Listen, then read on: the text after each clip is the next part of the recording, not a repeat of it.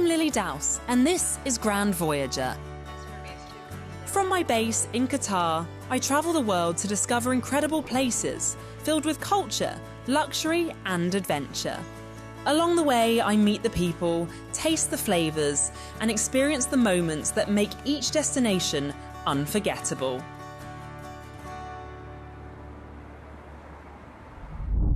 Today, I'm travelling from Qatar to a coastal city in the Iberian Peninsula.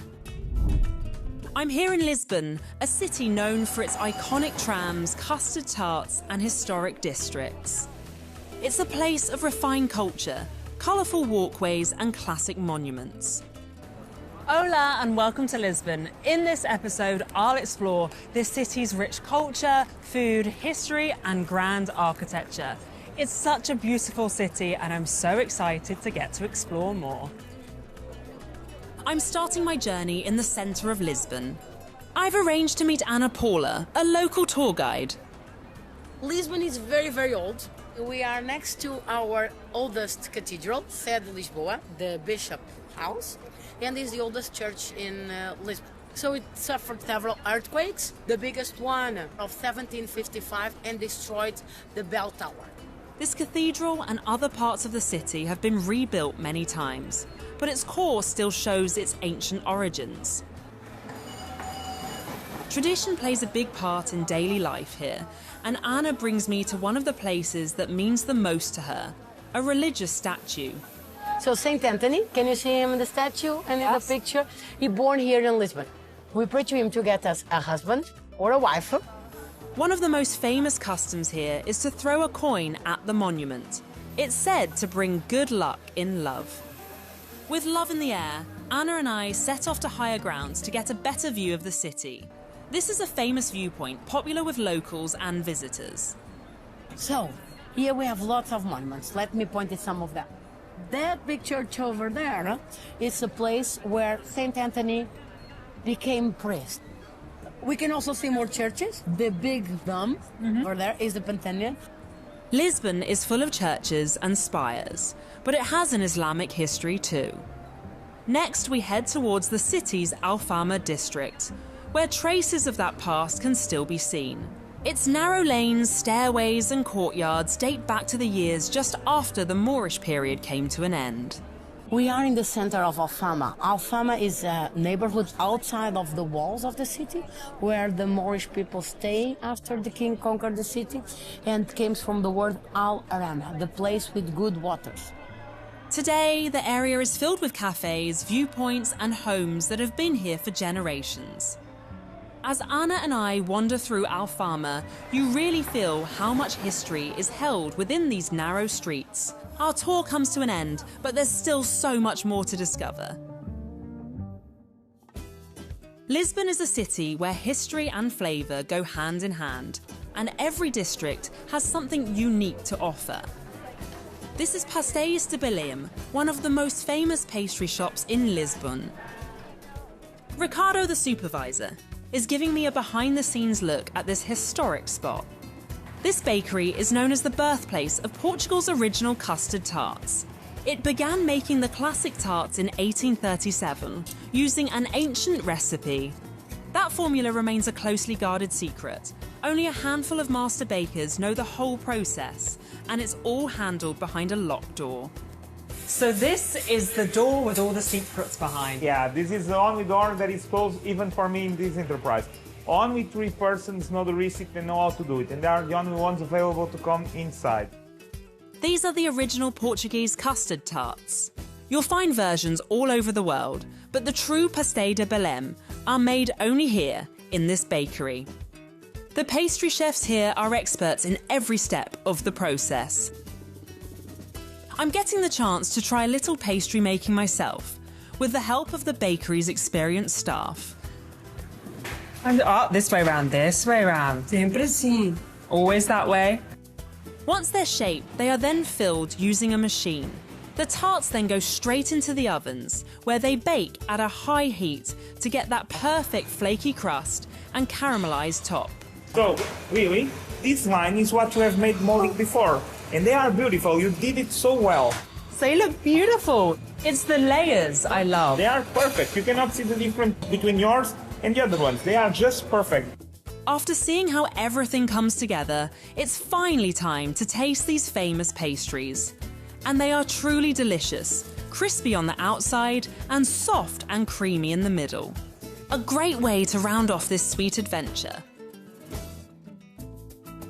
Lisbon is a city full of atmosphere, elegance and creativity. Many of its walls are covered with artwork and painted tiles. I'm heading to a place dedicated to this unique craft. I'm here at the National Tile Museum to learn more about this iconic art form and discover how it's still inspiring artists today. To explore this artwork in more depth, museum coordinator Dora Fernandes is showing me around. This museum showcases a collection of Portuguese tiles dating back to the 15th century. It tells the story of how this art form has evolved over time. Many of these tiles show scenes from historical events or religious stories. Here we have one of the most iconic panels of the museum because it was one of the first productions of tiles, this big panel, done and produced in Lisbon. The museum is housed in the former convent of Madre de Deus, a 16th century building that adds its own history to the collection. Alongside Christian artwork, you'll also find tiles with geometric patterns influenced by the city's Islamic past. The museum showcases tiles of every type, from simple designs to grand panels. Together, they show the richness of Portugal's tile tradition. So this is the big panorama of Lisbon. So you can see 14 kilometers of the coast of Lisbon just before the earthquake. The museum's pieces show how Lisbon's history, culture and art have changed through the centuries. Today, this tradition is encouraged through tile-making workshops. Classes teach simple painting techniques that help bring each tile to life. I'm finishing my visit to the museum with a private class, guided by tile expert Joanna. It's a hands-on way to experience the craft behind Lisbon's tiles and to end my time here with something truly personal. Next up on my journey, I'm checking into the Lapa Palace Hotel, a stunning historic building surrounded by gardens and old-world charm. This beautifully restored 19th century palace was once owned by a viscount, and it still carries the same sense of elegance today. One thing that stands out about this former palace is how grand and peaceful it feels. There's such a sense of heritage here. You can feel it in every detail.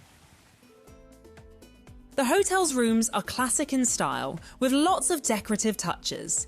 It's full of character and sophistication, just as you'd expect from a historic palace. Outside, the terraces look out over the Tagus River, giving you some of the best views in the city. Downstairs, that same style continues in the hotel's restaurant space. You know, this doesn't feel like a hotel. It feels like an integral part of the city, and it really does take you back to Portugal's incredible history. Next up on my journey, I'm wandering deeper into Lisbon to discover more of what the city has to offer. I'm heading to Sola dos Presundos, a family-run spot celebrated for its fresh seafood and traditional Portuguese flavours. It's considered a local landmark, attracting visitors for over 40 years. I've been invited for a private masterclass with one of the restaurant's chefs. Chef, what traditional Portuguese cuisine are we preparing? Today we have 2 dishes. Okay, we start with the octopus. We're gonna fry that corn with the garlic, oil, and coriander. Then, in the main dish, we have a lobster rice. Who doesn't love a lobster? I mean, they are pretty special. And this is a Portuguese lobster? Portuguese lobsters. The secret sauce for each dish is made from the leftover vegetables, a classic approach that ensures nothing goes to waste. Now it's time for us to get cooking. I think one of my favourite smells has to be coriander. It's such a beautiful aroma. As we build the flavours, I can see just how much care goes into these traditional Portuguese dishes. I don't think anything gets better than just simple ingredients, and I think that's what Portuguese cooking is all about. Simple ingredients that come together. These dishes are all about layering flavours and letting the ingredients speak for themselves. Lobster, octopus and mussels are prized ingredients in Portuguese cooking, and with just a light touch, they become something really special. After my masterclass, it's time to taste some of the dishes with Carolina Cardoso, part of the family behind this restaurant. We start with the octopus. My grandparents, they brought this dish to Lisbon when they opened the restaurant. The clams is just the normal Portuguese clams. There's no magic, no nothing. It's just about really good products from our coast. Portuguese cuisine, it's all about the ingredients. Sharing this meal with Carolina helps me understand why this place is so popular. It's food with history, family and flavour. As my journey comes to a close, I'm ending my time in Lisbon with a boat trip along the coast. Carolina, a local tour guide, is taking me out on the water. It's a lovely way to see the city from another angle. I think one of my favourite things is all the different colours and then the pop of the trees at the top. You notice the colours so much, and it's the same as what you notice in the tiles as well. The blues, the whites, the yellows. The pink. It's great just sitting back here, relaxing on the ocean, getting to see the different elements and levels of the city. After a fantastic day on the water, the captain lets me take the wheel as we head back to shore. For me, Lisbon is a city of layers. Layers to its history, layers to its streets, and layers to its famous pastry. I've had such a wonderful time here in Lisbon and truly feel part of the Portuguese culture. But now, on to the next adventure.